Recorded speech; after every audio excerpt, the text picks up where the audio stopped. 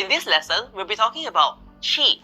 So in the previous lesson, we were talking about yin and yang, which is the environment of your space, the qualities of your space, and qi is about how these qualities affect you and how you are affected by all these energies around you. So qi means energy. This is a Chinese character for qi. It actually translates to air, the air of a space. Now, qi sounds abstract, but actually it's very easy to understand. Let me try to explain it to you. Imagine you are in a room. So here we are. I draw a room. Here's a nice box. That is the room. No windows, no doors, no nothing. Here you are standing. Now, whatever happens on the outside, if I have a sun, if I have rain, no one's going to know what's going on outside because you have no idea what's happening beyond those walls. Now, if I have a room and suddenly I make a little window, the sun is here. With this little window will allow all the light to shine in, and there you are, inside the light. You look towards the window. You feel the change, the difference. There's a direction. You look at the window. If I make a door, you know that there's a door behind you. Someone might even come in. What's outside the window will also change your perception of a space. So for example, here I have a room, and outside I have a great big car. Car, honking its way. It's very aggressive. There I am. It's a bit scary. But if I have the same room, and in front of me are flowers, pretty things, nice things. Although the room is exactly the same, the window is exactly the same, nothing has changed, just the view, you feel very different in this room. Another way to explain qi is that if I have a room that's really, really long, and here I am, versus a room that's like this, here I am, it feels different once again. You kind of expect a lot of things to come through here, and that is the energy that we're talking about. It's a bit sublime, a bit hard to explain, but once you know it, you know it. And let me now teach you about some different types of energy. So there are different types of qi. Let me show you. Here's a dead plant. What do you feel when you look at this dead plant? It feels sad, depressing. It's not nice. I don't really like looking at this. This is called 死气, which is a kind of dead energy. When you go to a cemetery or you go to an abandoned building or a room that's not been inhabited for years, you have that musty smell. That's the kind of energy that you don't really like. So this is called dead energy. This, on the other hand, is 生气, which is life energy. Lots of nice color, vitality. When you're walking into a meadow or a flower field, lots of nice colors, or if you go to a fruit market, lots of sweet smells. This is a kind of life energy that you like. You would like this kind of energy. This is 杀气, which is a very, very aggressive type of energy. You don't really want this hanging above your head or dangling around in your kitchen or even on your table pointing towards you especially. That's not really good. You don't really want such energy around you. And for example, if you have like your kitchen and you have exposed blades, the moment you step into your kitchen, you feel all these blades and sharp things. Or perhaps you are in a big library and there's a giant chandelier hanging. And it's hanging right above you. Would you sit on the seat right under the big heavy chandelier?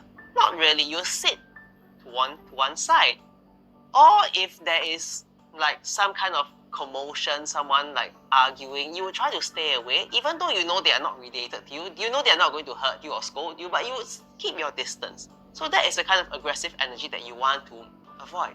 Now there's another type of energy, also called 杀气, same name, but it comes in a slightly different form. Let me show you. So this is movement. When you are in a busy highway, you feel the sound, you feel the movement, the rushing of all these cars by your side. That is a lot of energy, you can't deny it. Compared to a cozy little bedroom, there's a lot going on when there are cars moving. Now that can sometimes be classified as life energy, it can sometimes be classified as aggressive energy. It depends on how it is. If you have a shop and you are trying to sell flowers, for example, you like the footsteps, you like people to walk by. In that sense, these people become a good energy for you. But if you are trying to sleep, all these people walking past will give too much movement and energy for you, and then it becomes sha-qi. So you can see energy is a little bit fluid. It's not that all flowers are good energy and all cars are bad energy. It depends on your state of mind, what you want, and how you want to feel in the space. I know it's a bit difficult and abstract to understand qi, but I hope these examples will at least give you an idea of how they should feel to you. So now we'll go to a real life example in a little cafe where we'll see the various types of qi in action.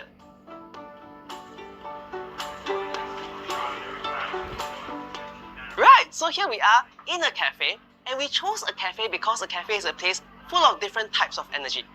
From the bustle of the counter to being a place where you actually want to relax and be away from the busyness.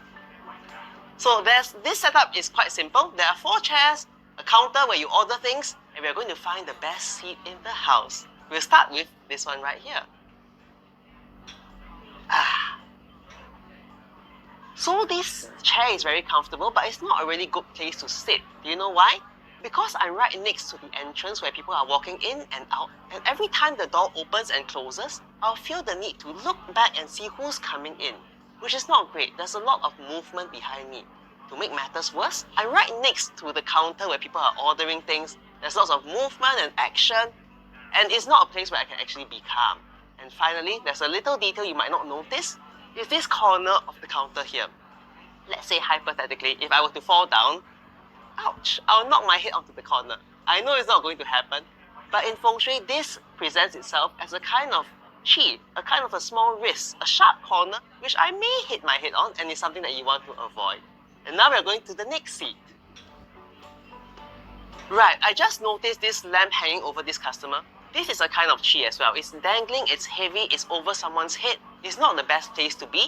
So you really want to hang this over a table where there's nobody there, because this is a kind of a bad qi. By the way, beware. So here we are in the next seat. And this seat is a bit better than the other one. I'm further from the door, further from the queues and things. But there's one thing that's not great. See that? I'm right next to the toilet. So toilet is another kind of energy. It's a bit more negative because that's a place where you have waste, people wash their dirty hands and things like that. So you don't really want to be sitting so close to it. I mean, you don't need to know feng shui to know that being close to a toilet is not really associated with eating and drinking. So not the best place to sit right here.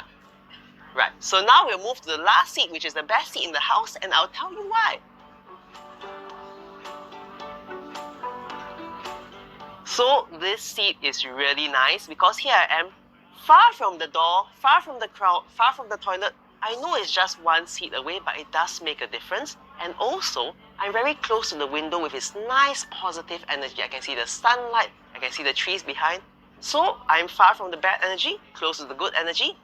I'm embraced by these 2 walls, and I can see what's going on around me. So this is a really, really good seat energy-wise.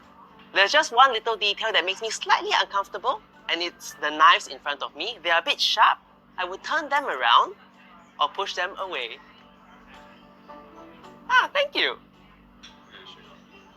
Thanks. Nice, sweet energy. So I hope you enjoyed this little trip to the cafe, and we'll be going back to the studio. See you soon.